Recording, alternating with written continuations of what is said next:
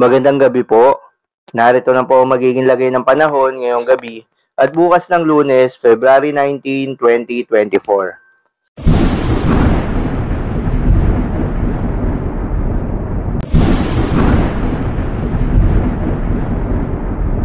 Sa kasalukuyan nga at ayon sa Pag-asa, easterlies o yung mainit na hangin galing sa karagatang Pasipiko ang patuloy na nakakaapekto sa silangang bahagi ng ating bansa. Kaya posible ang mainit at malinsangan na panahon sa malaking bahagi ng ating bansa.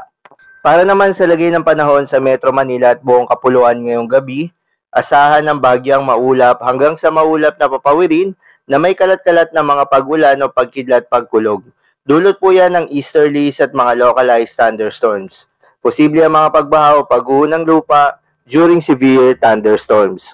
Kaya naman pinag-iingat pa rin yung mga kababayan natin sa mga banta ng mga pagbaha o pagguho ng lupa, lalo na yung mga lugar na inuulan na noong mga nakaraang araw pa.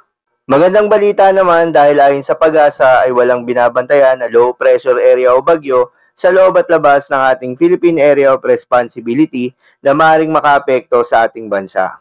Ngunit ayon nga sa Pag-asa ay hindi pa rin inaalis ang posibilidad na magkaroon ng isa o maaaring walang bagyo na papasok ng ating Philippine Area of Responsibility ngayong buwan ng Pebrero.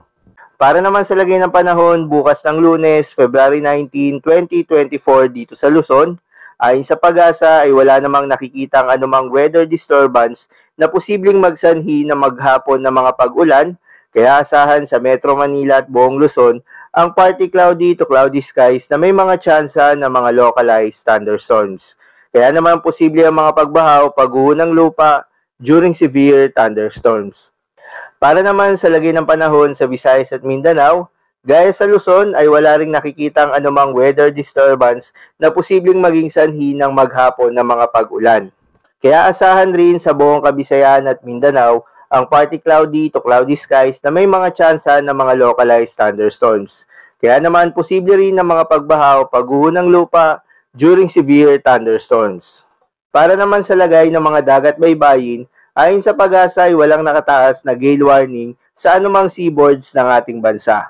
Kaya naman malayang makakapamalaot ang ating mga kababayang mangingisda at yung may mga maliliit na sasakyang pandagat. So yun lamang po para sa lagay ng panahon ngayong gabi ng Linggo. Keep safe everyone.